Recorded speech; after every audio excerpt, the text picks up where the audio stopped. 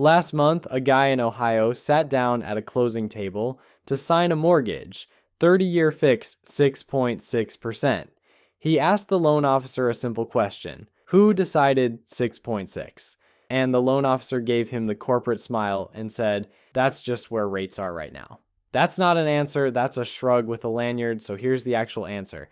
That number wasn't picked by his bank, it wasn't picked by the Fed, it was set by a market most people have never looked at once in their entire lives. A market worth about $145 trillion bigger than every stock market on Earth combined. It decides his mortgage, your car loan, your landlord's next rent hike, whether your company can afford payroll, and whether your safe retirement fund quietly loses 17% in a single year. This isn't a video about some boring thing rich people buy. It's about the invisible machine that prices your entire life, and almost nobody understands how it works. My name is Nick, and I've spent way too much time reading about a market that has all the personality of a tax form and twice the body count. If you've ever wondered why borrowing money got brutally expensive overnight, or why safe investments stopped being safe, hit subscribe, because by the end of this video, you'll understand money better than most people with finance degrees. That's not a compliment to you. It's an insult to finance degrees. Okay, let's start stupidly simple because everyone overcomplicates this. A bond is an IOU. That's it. Somebody needs money. A government, a company, occasionally a city that wants a new stadium, it absolutely does not need. And instead of going to a bank, they borrow it from investors. You hand over, say, $1,000. They promise two things: a fixed interest payment every year called the coupon, and your $1,000 back on a specific date called maturity. So when the US government runs a deficit, and spoiler, it always runs a deficit, it sells treasuries. When Apple wants cheap cash, it sells corporate bonds. When a company with shaky finances borrows, those are junk bonds, which Wall Street politely renamed high yield because junk doesn't look great in a brochure. Now here's the part that 90% of people get wrong, and it's the single most important idea in this entire video. Let's say you buy that $1,000 bond paying 2%, you get $20 a year, fine, boring, whatever. A year later, interest rates rise and brand new bonds, same $1,000, same borrower, now pay 5%, $50 a year. Question: who's buying your bond? You walk up to an investor and say, "Hey, want this thing that pays $20 a year?" And they say, "Why would I do that when the government is handing out $50 a year next door?" Your bond didn't change. It's still paying exactly what it promised, but it's now the financial equivalent of a used iPhone 11. It works fine. Nobody wants it at full price. The only way to sell it is to cut the price. You drop it until that fixed $20 payment works out to roughly 5% for whoever buys it, which means selling your $1,000 bond for somewhere in the 700s. You just lost a couple $100 on the safe investment. On paper, sure. But as we're about to see, on paper has ended careers, collapsed banks, and taken down at least one world leader. So here's the rule: tattoo it somewhere. When interest rates go up, existing bond prices go down. When rates fall, existing bonds go up. They sit on opposite ends of the same lever. Every disaster in the rest of this video, every single one, is just this rule operating at a bigger and bigger scale. And the first place it shows up is in a single number that quietly runs your entire financial life. If aliens landed tomorrow and asked to see the one number that controls Earth's economy, you wouldn't show them the Dow. You'd show them the yield on the 10-year US Treasury. Right now, it's sitting around 4.5%.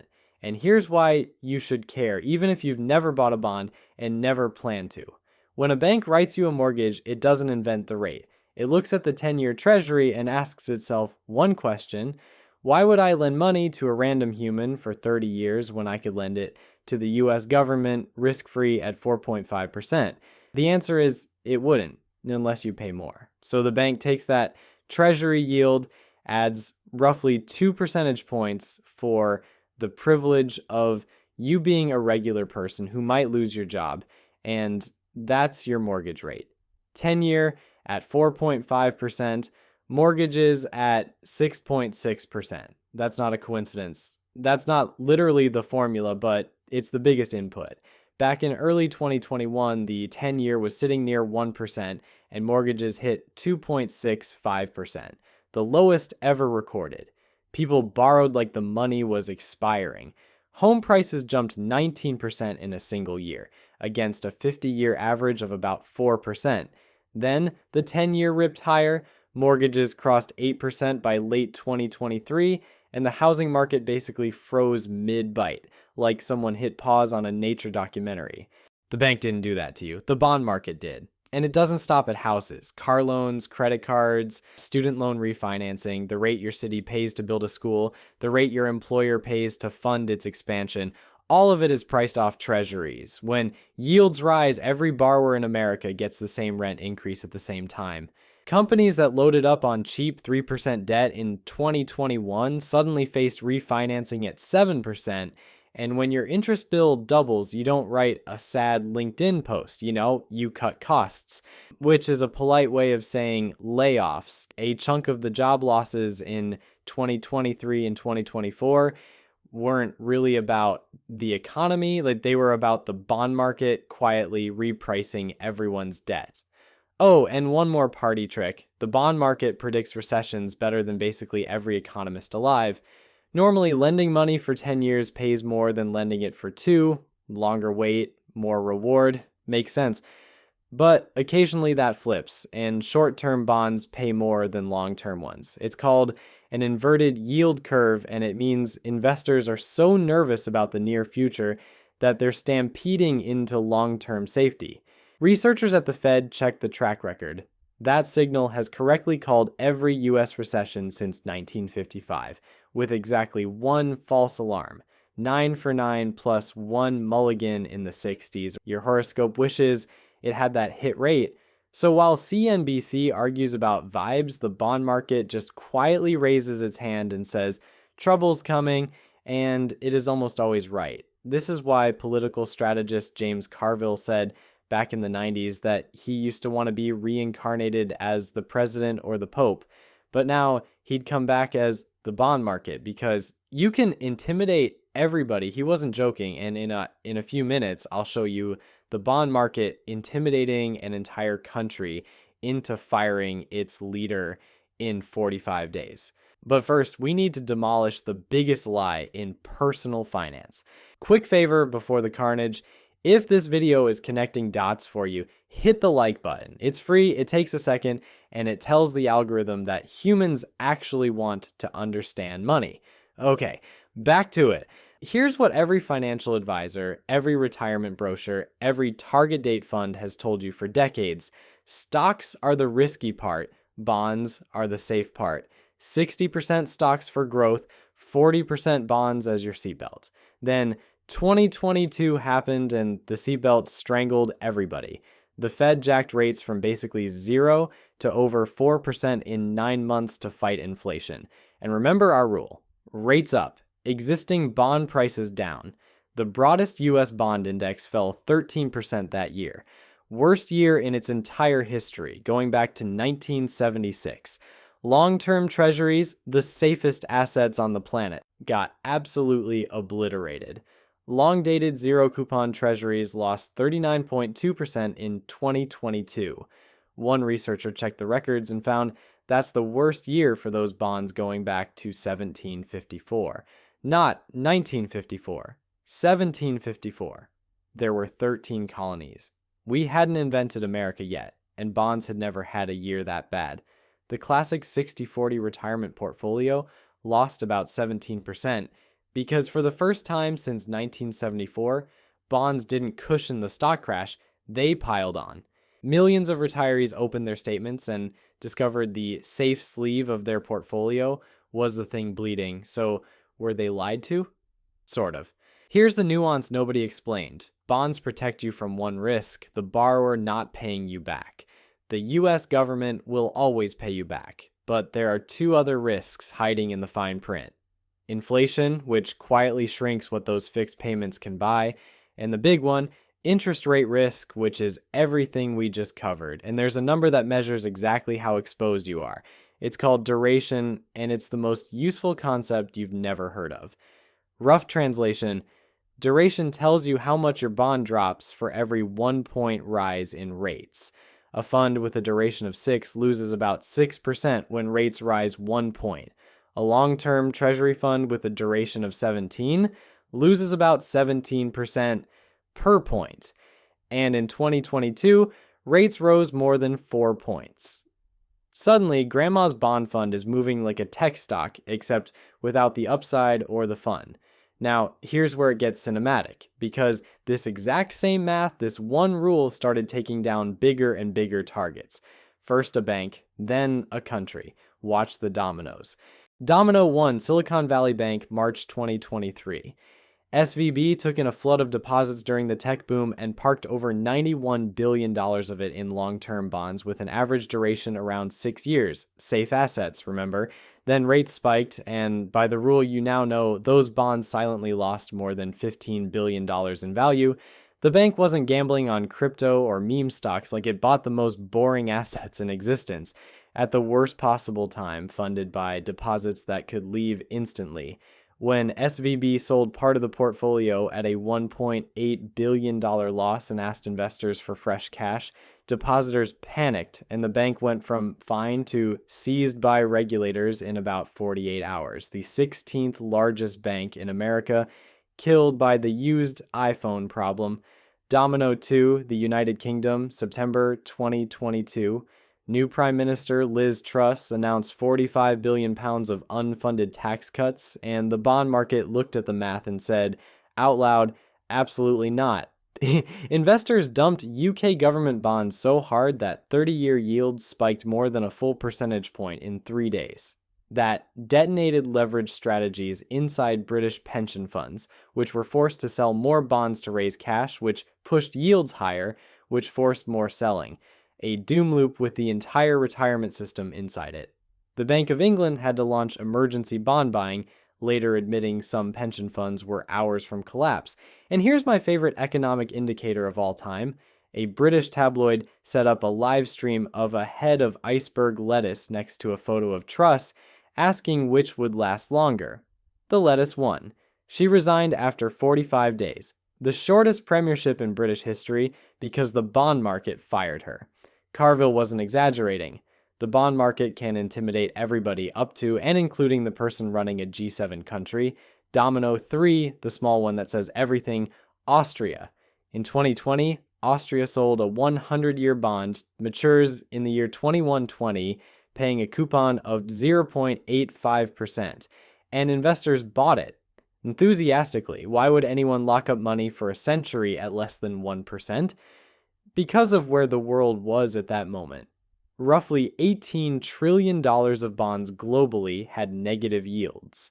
Investors were literally paying governments for the privilege of lending to them, the financial equivalent of tipping someone for borrowing your lawnmower. Next to that, Austria's 0.85% looked like a luxury product. Then rates normalized, the negative yield pile evaporated, and that century bond lost roughly 75% of its value from the peak. It's a rock-solid government that will absolutely pay every penny back in 2021 to the original buyer's great-grandchildren.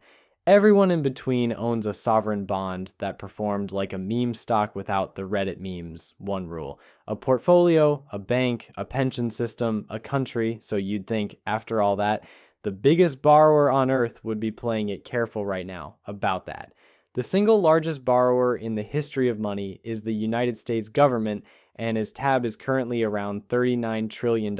Now, big debt numbers are basically white noise at this point, so let me give you the one stat that actually matters. This year, the US will spend over $1 trillion just on interest.